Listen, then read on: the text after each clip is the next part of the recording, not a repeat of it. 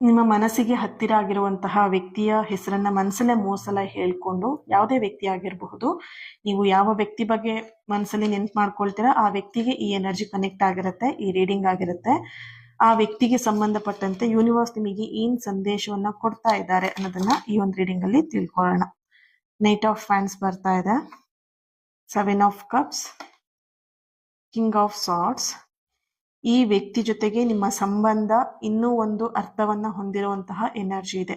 4 of cups ಬರ್ತಿರೋದ್ರಿಂದ ಆ ವ್ಯಕ್ತಿ ಪ್ರೀತಿಯಿಂದ ಆಗಿರ್ಬೋದು, ಕ್ಷಮೆಯಿಂದ ಆಗಿರ್ಬೋದು, ಅಥವಾ ನಿಮ್ಮ ಲೈಫ್ ಅಲ್ಲಿ ಒಂದು ಹೊಸ ಅಧ್ಯಾಯ ಕೂಡ ಆಗಿರಬಹುದು. ಈ ವ್ಯಕ್ತಿ ಅನ್ನುವಂತಹ ಒಂದು ಎನರ್ಜಿ ಕೂಡ ಇದೆ.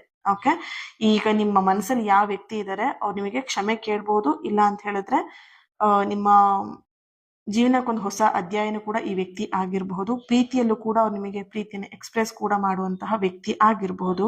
ಈ ವ್ಯಕ್ತಿ ಬಗ್ಗೆ ನಿಮ್ಮೊಳಗೆ ಉಳಿದಿರುವಂತಹ ಒಂದಷ್ಟು ಪ್ರಶ್ನೆಗೆ ಉತ್ತರಗಳು ನಿಧಾನವಾಗಿ ನಿಮ್ಮ ಮುಂದೆ ಬರ್ತಾ ಇದೆ. ಯಾವುದೋ ಒಂದು ನಿರ್ಧಾರವನ್ನ ಆತುರದಲ್ಲಿ ತೆಗೆದುಕೊಳ್ಳೋದಿಕ್ಕೆ ಹೋಗಬೇಡಿ ಯಾವುದೇ ಕಾರಣಕ್ಕೂ. ಓಕೆ, ಕೆಲವೊಂದಷ್ಟು ಸತ್ಯಗಳು ಸರಿಯಾದ ಸಮಯದಲ್ಲಿ ನಿಮ್ಮ ಎದುರಿಗೆ ಬರುತ್ತೆ, ಅದು ನಿಮಗೆ ತಿಳಿಯುತ್ತೆ. ಸೊ ನಂತರ ನೀವು ನಿರ್ಧಾರಗಳನ್ನ ಮಾಡಿ. ಯಾಕಂದ್ರೆ ಈ ವ್ಯಕ್ತಿ ವಿಷಯದಲ್ಲಿ ನಿಮಗೆ ಪೂರ್ತಿಯಾಗಿ ಈ ವ್ಯಕ್ತಿ ಬಗ್ಗೆ ಏನು ಕೂಡ ಗೊತ್ತಿಲ್ಲ. ಯಾಕಂದ್ರೆ ಆ ವ್ಯಕ್ತಿನೂ ನಿಮ್ಮ ಹತ್ರ ಏನು ಹೇಳ್ಕೊಂಡಿಲ್ಲ, ಅಂಡ್ ಆ ವ್ಯಕ್ತಿ ಬಗ್ಗೆ ತಿಳ್ಕೊಳ್ಳೋಕ್ಕೂ ನಿಮಗೆ ಏನು ಐಡಿಯಾಗಳಿಲ್ಲ, ಅಂಡ್ ದಾರಿಗಳು ಕೂಡ ಇಲ್ಲ. ಸೊ ಹಾಗಾಗಿ ಕೆಲವೊಂದಷ್ಟು ಸತ್ಯಗಳು ಗೊತ್ತಾಗೋದಿದೆ ನಿಮಗೆ. ಅದರ ನಂತರ ನೀವು ಬೇಕಿದ್ರೆ ನಿರ್ಧಾರಗಳನ್ನ ಮಾಡಬಹುದು ಅನ್ನುವಂತ ಒಂದು ಎನರ್ಜಿ ಇದೆ.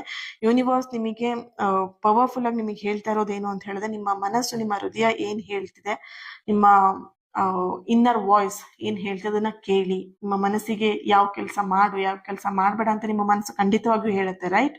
ಸೊ ಆ ಮಾತನ್ನ ಕೇಳಿ ಅನ್ನುವಂತ ಒಂದು ಎನರ್ಜಿ ಇದೆ ಇಲ್ಲಿ. ಅಂಡ್ ಈ ವ್ಯಕ್ತಿಯ ಎನರ್ಜಿ ಇರಬಹುದು ಅಥವಾ ನಿಮ್ಮ ಎನರ್ಜಿ ಆಗಿರ್ಬೋದು, ಕಂಪ್ಲೀಟ್ಲಿ ಒಂದು ತುಂಬಾನೇ ಡಿಫ್ರೆನ್ಸಸ್ ಇದೆ. ಇಬ್ಬರಲ್ಲೂ ಕೂಡ ವಿಭಿನ್ನವಾಗಿರುವಂತಹ ಎನರ್ಜಿ ಇದೆ. ಸೊ ಹಾಗಾಗಿ ಸ್ವಲ್ಪ ತಾಳ್ಮೆ ಇರಲಿ. ಅಂಡ್ ಕಮೆಂಟ್ ಅಲ್ಲೂ ಕೂಡ ಪ್ರತಿಯೊಬ್ರು ಕೂಡ ತಾಳ್ಮೆ ಅಂತ ಹೇಳ್ಬಿಟ್ಟು ರೆಡ್ ಹಾರ್ಟ್ ಮಾರ್ಕ್ ಹಾಕಿ ಎನರ್ಜಿನ ರಿಸೀವ್ ಮಾಡ್ಕೊಳ್ಳಿ.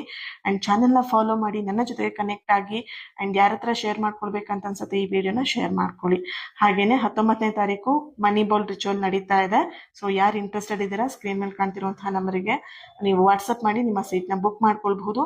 ಈ ಮನಿ ಬಾಲ್ ರಿಚುವಲ್ ಬಗ್ಗೆ ಡೀಟೇಲ್ ಆಗಿ ಒಂದು ವಿಡಿಯೋನ ನಾನು ಪೋಸ್ಟ್ ಮಾಡಿದ್ದೀನಿ ಆಲ್ರೆಡಿ, ನೀವು ಚೆಕ್ ಮಾಡಬಹುದು. ಸೊ ಅದನ್ನ ಚೆಕ್ ಮಾಡಿ ನೀವು ಜಾಯಿನ್ ಆಗಿ. ಓಕೆನಾ, ಏನ್ ಬೆನಿಫಿಟ್ ಇದೆ ರಿಚುವಲ್ಗೆ ಜಾಯಿನ್ ಆದ್ರೆ ನಿಮಗೆ ಏನ್ ಬೆನಿಫಿಟ್ ಇದೆ ಅದೆಲ್ಲದೂ ಕೂಡ ಕ್ಲಿಯರ್ ಆಗಿ ನಾನು ಹೇಳಿದ್ದೀನಿ.